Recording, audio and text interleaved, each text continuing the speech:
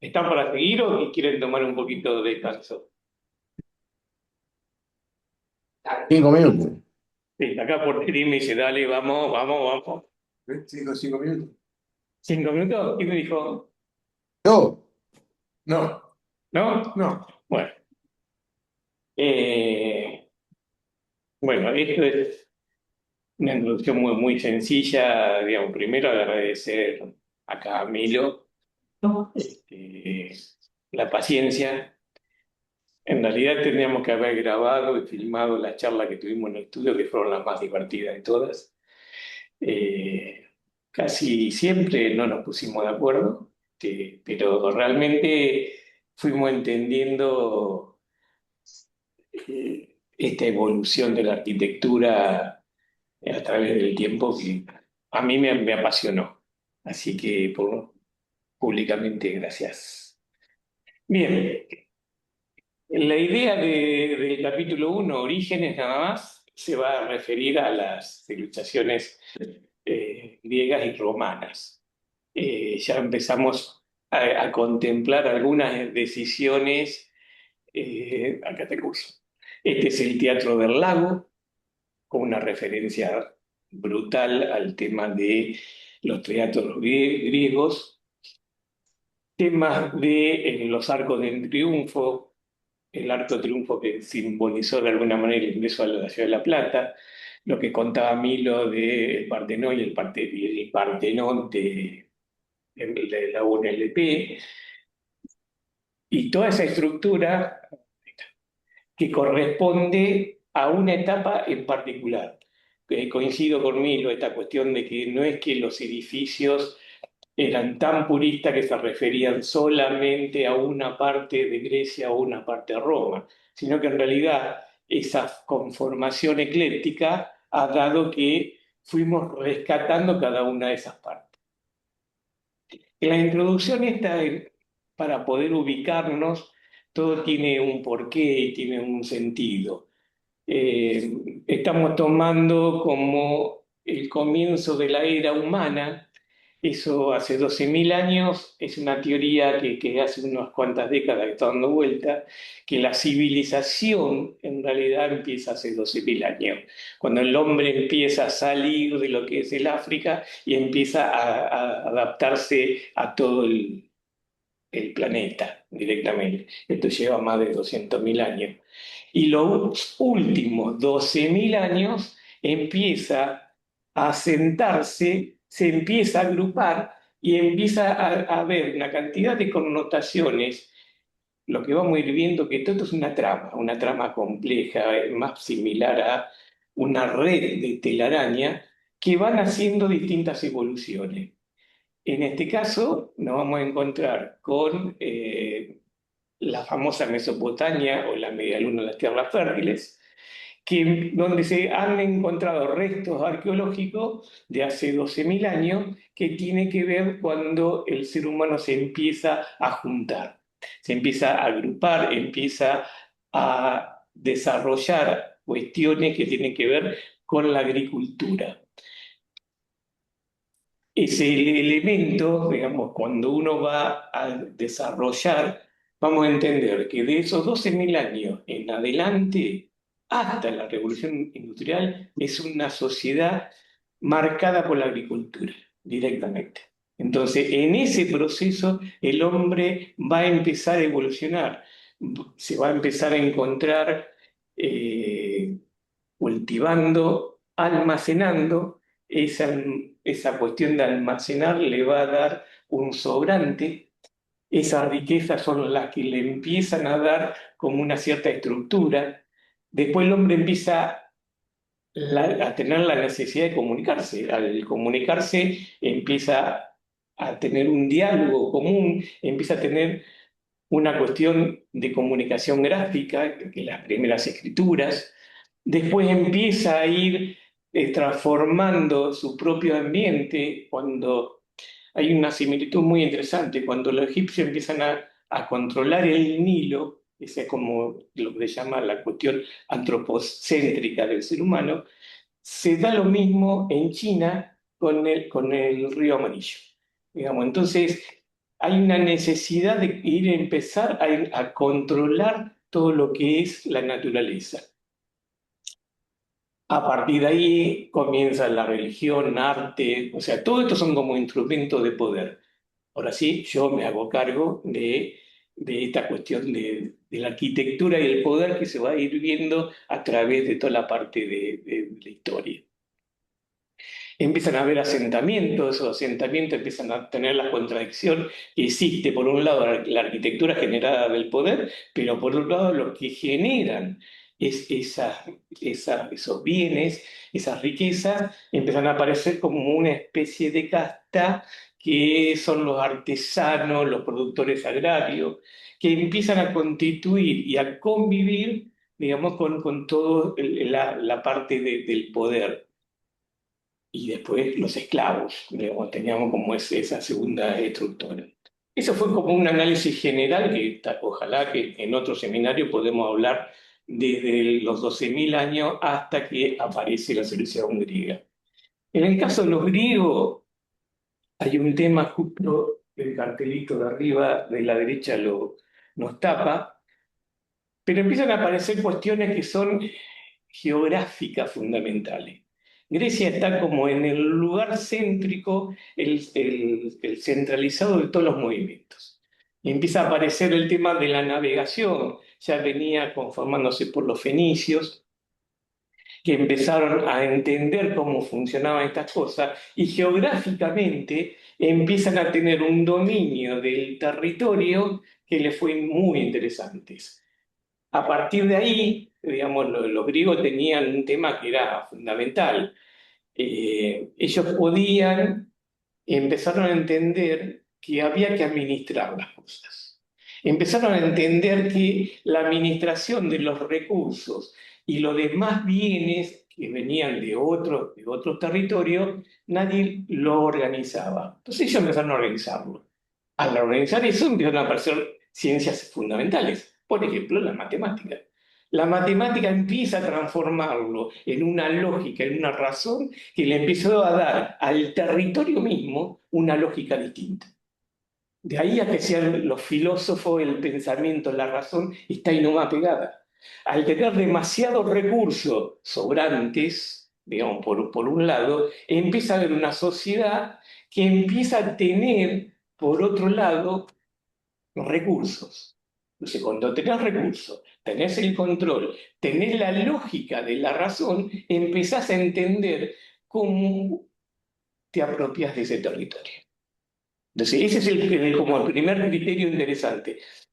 A partir de ahí empiezan a aparecer esas imágenes que aparece ahí arriba de todo, que es la navegación. Sin navegación no podían comercializar, no podían almacenar, no podían vender su sobrante.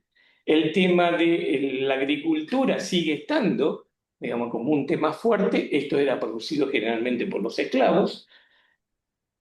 Y las imágenes que empiezan a aparecer acá, por ejemplo, todo el tema del ocio. El ocio es cuando cualquier sociedad, hasta la actualidad, cuando los recursos son excedentes, empieza a haber una actividad distinta. Eso necesita un espacio. Empiezan a aparecer la arquitectura como la famosa el ágora, donde hay intercambio, donde hay un movimiento. Entonces empieza a aparecer los espacios públicos en ese sentido. Estamos hablando de los comienzos de esto, ¿no? Y la imagen final es donde aparecen todos los filósofos, este famoso cuadro que aparecen todos los filósofos griegos, que fueron muchos, que empezaron comenzaron como a pensar la idea de la humanidad a partir de acá. Es el día de hoy que casi 2000 y pico de años después seguimos hablando de ellos mismos, ¿no? La vivienda también, o sea, acá vamos a empezar a entender, cuando hoy Milo contaba la vivienda romana, digamos, y después se transformó en los siglos la casa chorizo, hay una idea de vivienda griega también en ese sentido. Estamos hablando de un sector social en particular, ¿está bien? En este esquema Digamos, hay que entender lo que viene después. Siempre lo que vamos a tratar de hacer en todo esto es entender de dónde venimos, cuál es el antecedente inmediato que tenemos atrás, qué es lo que se está viendo en ese momento y hacia dónde se va. Esa metodología la vamos a utilizar también cuando ahora vayamos a analizar las obras de La Plata, porque es fundamental tener ese contexto. O sea, ¿por qué suceden estas cosas? ¿Y por qué aparecen tantas contradicciones?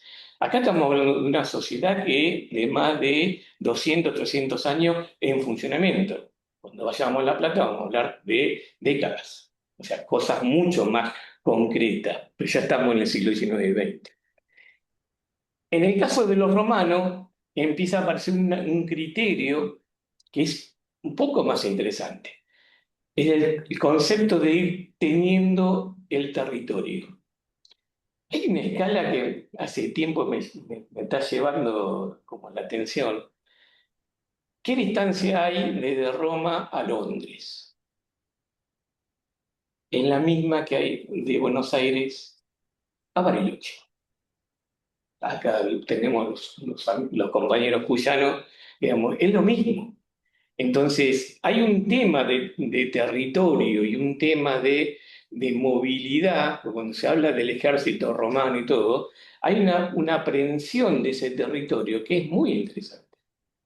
A partir de ahí, y seguimos pensando en la agricultura, empiezan a haber avanzadas desde la misma Roma hacia adelante, donde los cultivos se lo iban dejando aparte, como de concesión a estos nuevos, no eran ni reyes, esto va a venir mucho, mucho más adelante, pero eran una administración concentrada a diferencia de los griegos.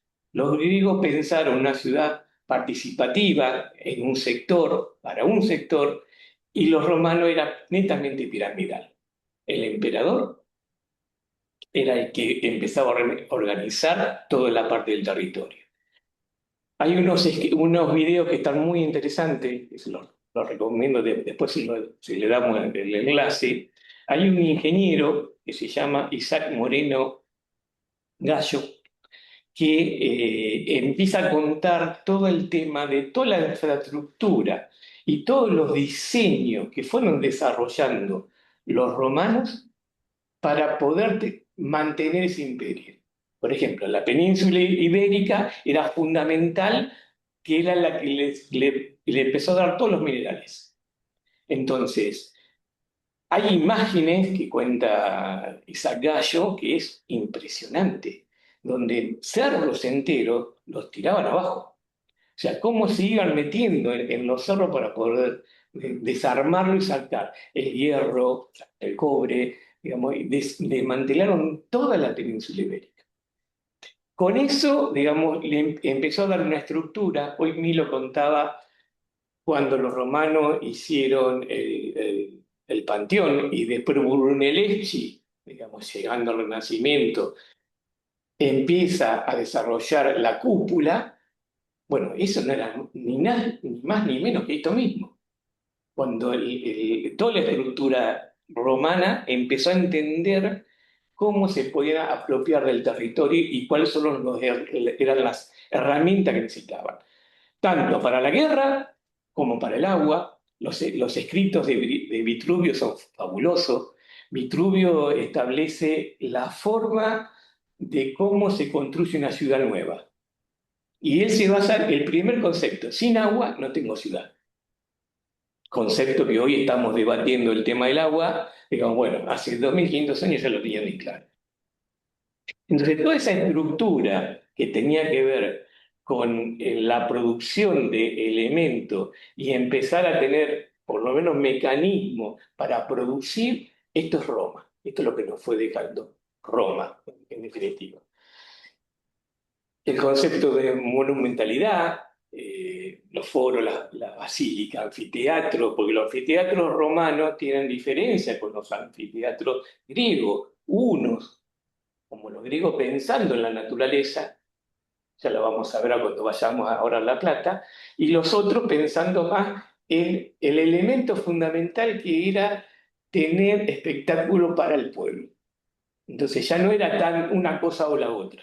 Son dos elementos y dos posiciones, si quieren, de arquitectura de ciudad totalmente distintas. Por eso mismo el urbanismo de uno y otro difiere, porque uno era totalmente de expansión. Esa cuestión, creo, deberíamos empezar a tenerla como punto para debatir, si esa cuestión que ha seducido al generaciones posteriores era el poder que generó Roma y ese poder cómo se trasladaba a una cierta arquitectura. El mismo Mussolini decía, vamos por el tercer renacimiento ahora. Vamos al segundo renacimiento pensando en los romanos, pensando en el renacimiento en Florencia y ahora venimos nosotros. Y ahí el clasicismo empezó a tener como una estructura lógica en toda esa parte de la humanidad. Es lo que yo considero. ¿Está bien? De esta manera, ahora saltamos el tiempo, esta cuestión de, bueno, listo. Eso fue como el antecedente inicial. Ahora vamos a entender algunos elementos de la ciudad de La Plata. El Teatro del Lago. Esto es lo que están viendo ahora, es el primer Teatro del Lago. Y ahora vamos a entrar a un punto que es interesantísimo. Parece ser que había una edificación previa inclusive a esta fue demolida en el 39 más o menos, que se llamaba, o sea, pensemos la ciudad en 1882, no había nada. Entonces, cerca de esto que se empezó a armar el lago, estaba una primera edificación que se recibió el nombre de Pabellón de Verano. Eso después se tira abajo y se construye en el 14 una sala cinematográfica. Todo, parece ser que era todo de madera el edificio este. Ahora, la imagen que tiene esto no tiene nada que ver con lo que va a pasar después de el teatro al aire libre, con referencia a la participación, a la sociedad y todo, sino que esto era mucho más cerrado.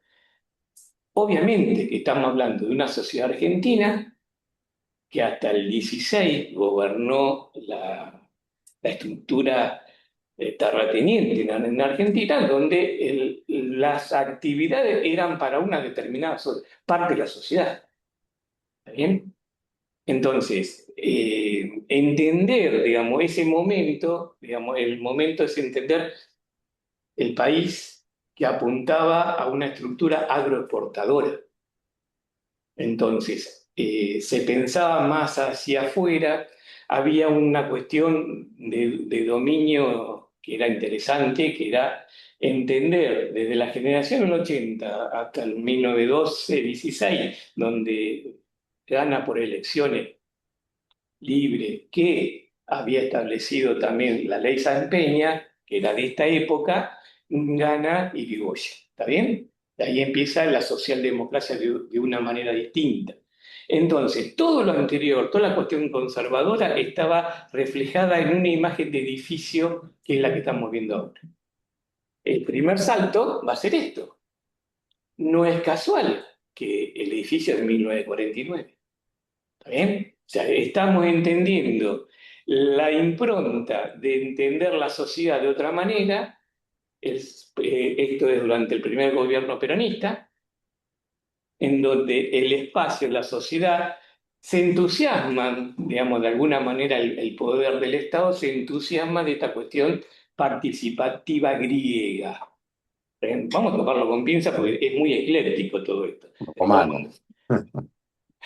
Después vamos a encontrar que el ingreso al teatro este del lago tiene un pórtico del Arco Triunfo romano. Digo, esa cuestión ecléptica en La Plata es muy fuerte. Entonces, depende cómo pongamos el zoom. Si acá nos separamos, vemos un teatro que está en el medio del lago. Fantástico. libre. Y por otro lado, cuando acercamos el Zoom, vamos a encontrar que tiene connotaciones humanas. Entonces ahí la idea y la ideología de la arquitectura es interesante entender. Ahí tenemos a otro más. Andrés. Dice, va, viene. Hola, Andresito. Eh, entonces, cuando empezamos a trabajar sobre eso, empezamos a entender, por ejemplo, esta cuestión que el seminario llama las referencias, por un lado, las permanencias en el tiempo y las adaptaciones. El Teatro del Bosque ha permanecido a partir de la desidia y estar casi abandonado, volvió a estar y ahora parece ser que hay como una reinterpretación del uso del teatro, se le van a agregar actividades, entre ellas una cafetería o algo, para hacerlo de un ente de mucho más de participación de alguna manera o más pintoresco, lo que, como quieran. Sí, me están agarrando muchos ataques de calor. Bueno, para eso está el Teatro del Lago, está todo abierto, y si tenés calor podemos estar ahí, sin problema. Es interesante entender de dónde veníamos, dónde estábamos, cómo fuimos evolucionando y hacia dónde se empieza a consolidar con los años algo que es muy propio. Me es difícil pensar que van a demoler el Teatro del Lago para construir otro tipo de edificio. ¿Por qué? Pues ya están en la cultura social. Y yo no sé si la gente está pensando si el griego es romano. No, es parte de la actividad. Puede trasladar también al de la República de Greenwich. El de la También República. tiene la misma característica de coloración. Tenés razón. Sí, sí, sí. Eh, es interesante el tema de la República de la Niña, como que también fue gobierno peronista. Pero, entonces, me parece que hay temas sociales que pesan uno con otro. Después tenemos el famoso Panteón, que fue un gimnasio del Colegio Nacional, armado en 1905. Después la misma se empezó a restaurar en el 79 y allá por el 2010-2014 la UNLP empezó a tomarlo y tratar de ponerlo una puesta en valor integral de todo el tema del edificio. Pero es un símbolo, volvemos a los símbolos. Si bien, si ponemos la foto pegada a este Partenón al Partenón real, difieren muchísimo.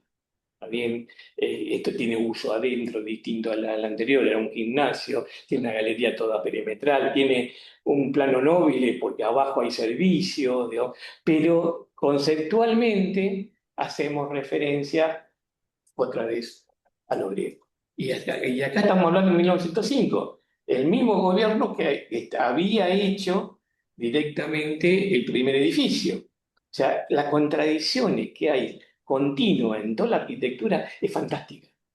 Es fantástica porque ahí la lucha del poder se ve. O sea, el poder no es uno solo. El poder está dado por varias cosas. ¿Está bien? Entonces, en esa puja, la universidad, que quiere ser libre y gratuita, todavía no lo eras, pero empieza a buscar su propio espacio. ¿Tá? Otros elementos que encontramos también, hoy lo citaba Milo, el mercado de Buenos Aires, que es la manzana esta que está en 3, 4, 48 y 49, que funcionó el mercado un tiempo, el famoso Arco de Triunfo. O sea, lo que estamos viendo es que tenemos algunos elementos. Entonces, los elementos de arquitectura son interesantes para el diseño. Sí, bueno, en algún momento se decía, yo tengo una caja con elementos y voy sacando elementos. Bueno, el eclecticismo es eso. Pero, en este dato de la imagen que se ve a la derecha del mercado de frutos, que después en el 73, 75 se traslada a 520, esto tenía dos niveles y la planta alta funcionaban viviendas sociales. Algunos lo llamaban conventillo y todo, pero hay datos que empiezan a demostrar eso. Obviamente que después esto se demuele por completo. ¿Está bien? Esto también es un tema fuerte. En la historia de La Plata vamos a ver continuamente demoliciones de edificios para construir otro encima o no construir nada. La última gran experiencia fue la del Teatro Argentino. Bien, digo, estas cuestiones que también es platense, que representan a la sociedad argentina. O sea, el poder determina qué es lo que se hace y qué es lo que no se hace. Bueno, tenemos dos representantes, uno de cada equipo, vamos a abajo, ¿no?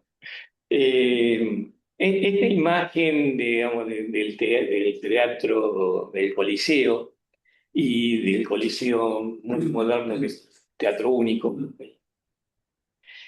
representa exactamente lo mismo. El del Coliseo llegó al albergar 50.000 personas. El estadio único creo que anda por ahí, 45, 50, sentados, digamos. Pero esta cuestión de empezar a entender esta frase de el anfiteatro imperial al estadio contemporáneo, es como las dos cosas que siguen teniendo una fuerza importante. De Morí puede decir algo, Porterí. Sí, dale, dale. Eh, esta cuestión de, en su momento, era la función política era organizar la masa, exhibir el poder y celebrar la técnica. O sea, como elemento, la técnica en el en el estadio único se nota muchísimo. O sea, la tecnología con la cual se utiliza eso. Y después tenemos los dos casos muy típicos de la ciudad de La Plata, donde por momentos se divide en dos cuestiones, digamos que es el Estadio 1, que es de 1907, y por otro lado, el Centenario, 1887, donde sería para otro análisis, digamos, cómo han evolucionado cada uno de los clubes, porque en definitiva estamos hablando de la estructura de Gimnasia y Esgrima de la ciudad de La Plata. Y por otro lado, digamos, cómo con el tiempo, digamos, se fue copando esta cuestión de la permanencia y la pasión por el caso de Gimnasia, y en el caso de Estudiantes lo mismo. Y estamos dentro del bosque, dos edificios dentro del bosque. Hay un tema de pertenencia. Después podremos analizar cómo fueron pensados. En la imagen de abajo de la derecha vamos a encontrar las dos cuestiones. Por un lado, el teatro, la teatralidad netamente romana, y la del deporte. Entonces, esas dos cosas hoy están concentradas en los estadios, pero siempre con una misma lógica. O sea, tengo que trabajar sobre estructuras que muchas no han cambiado gran cosa. Digamos, si cualquier edificio o cualquier estadio ultramoderno del Real de Madrid o de los japoneses no difiere mucho del Coliseo. Es un cambio de piel lo que tiene nada más. Pero el concepto que albergan y todo buscaban la misma estructura ideológica. Ahí volvemos a encontrar edificios cuando seguimos caminando. La legislatura bonaerense, hoy lo contaba Milo como edificio ecléptico, pero si el zoom lo concentramos, tenemos netamente la arquitectura romana ahí concentrada.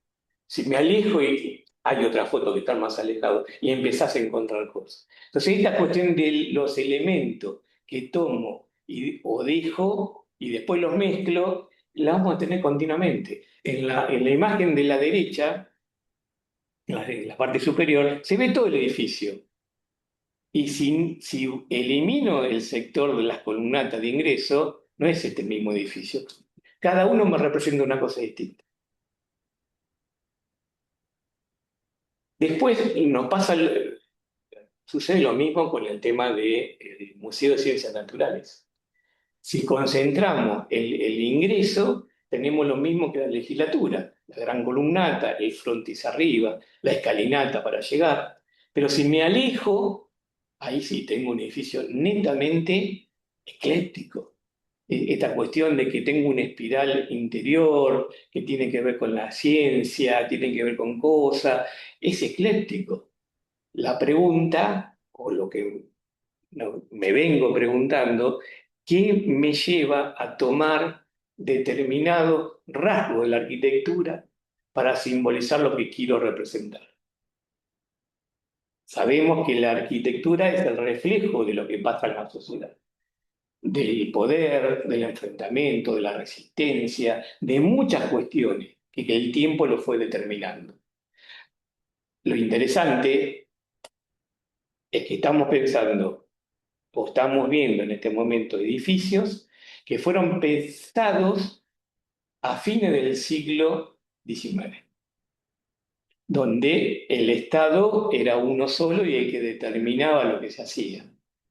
Muchos de los edificios de La Plata fueron llamados a concurso internacional. Era obvio, se tenía que llamar internacional porque no había arquitectos acá. Entonces, y los arquitectos que venían y se quedaban venían de afuera. Y era lo que estaba pasando en el mundo también. Ya a fines del siglo XIX, comienzo del siglo XX, eran los debates que estaban pasando, como decía Milo, hasta que llegó el movimiento moderno y rompió todo. ¿Está bien? Rompió, desarmó, cuestionó, digamos, tiene que ver con la sociedad, pero después en los próximos capítulos nos vamos a ir acercando a todo. Nos pareció interesante la metodología de ir desarmando estas cuestiones para ir entendiendo la ciudad. Ahora, cuando ustedes se vayan de acá, van a caminar y decir, ah, pero ¿esto qué es romano? ¿Esto es griego? No, pues esto es una mezcla. ¿Y esto por qué? Empieza a ver eso. Y la ciudad de La Plata es un catálogo impresionante para poder entender la arquitectura de toda la humanidad. Tal vez algún gesto, nada más.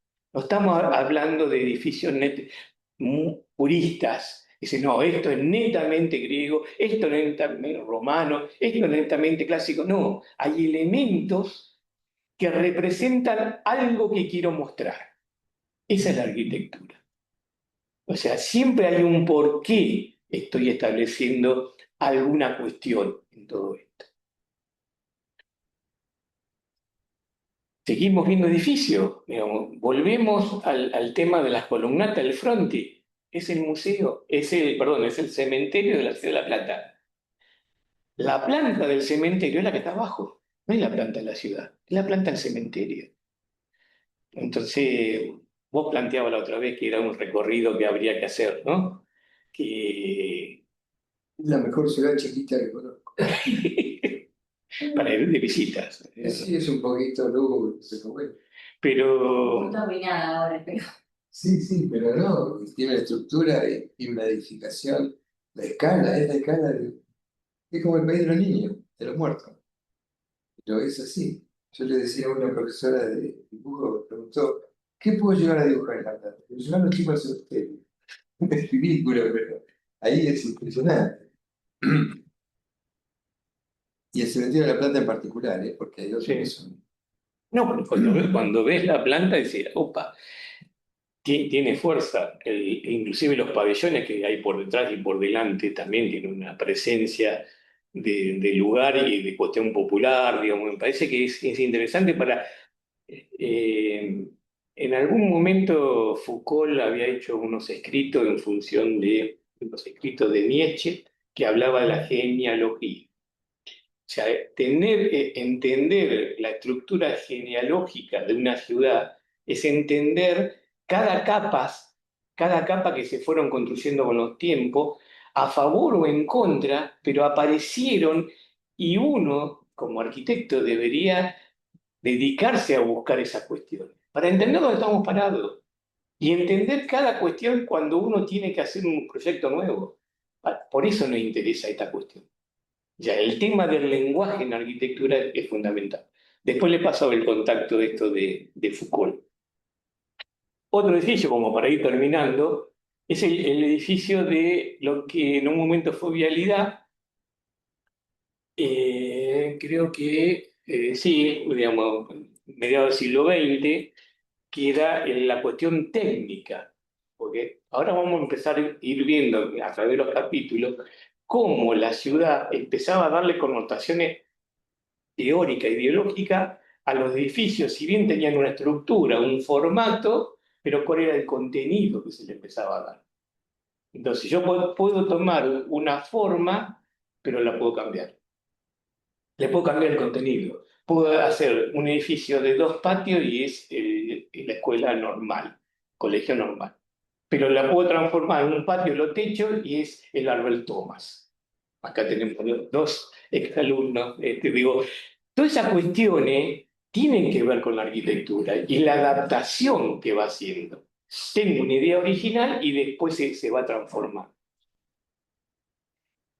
Ahora creo que está funcionando parte del Poder Judicial con todo esto. Y como para ir terminando este primer capítulo, y hacerlo un poquito más corta,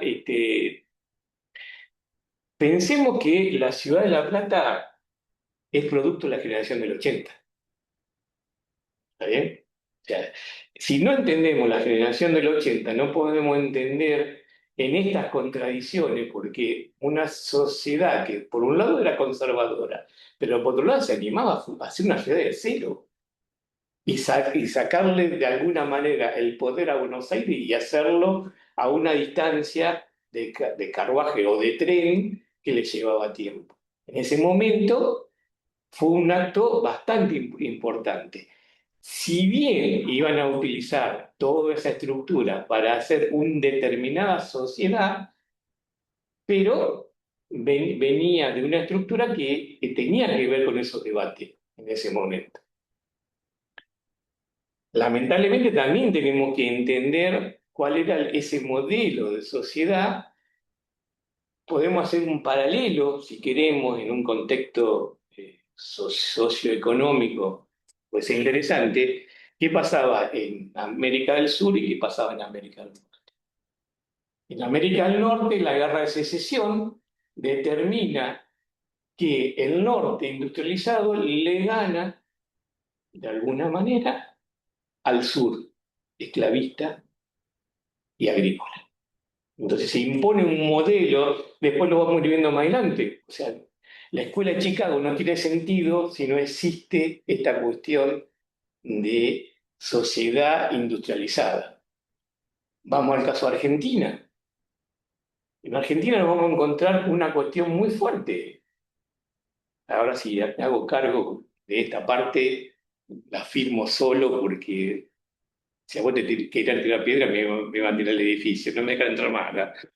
Creo que acá en este momento estábamos hablando de Feynman, Juan Pablo el Bueno, digamos, hablaba, el filósofo, de la guerra de secesión de América Latina, que fue la guerra de Triple Alianza, donde teníamos en la región un país como Paraguay que se estaba industrializando y eso atentaba contra la estructura colonial que estaba estableciendo Inglaterra, que ya había perdido elementos en Estados Unidos.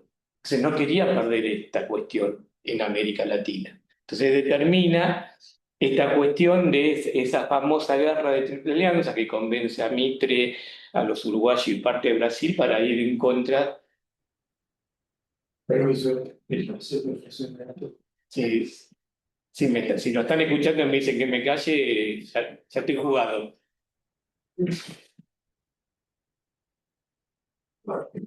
Esta cuestión de entender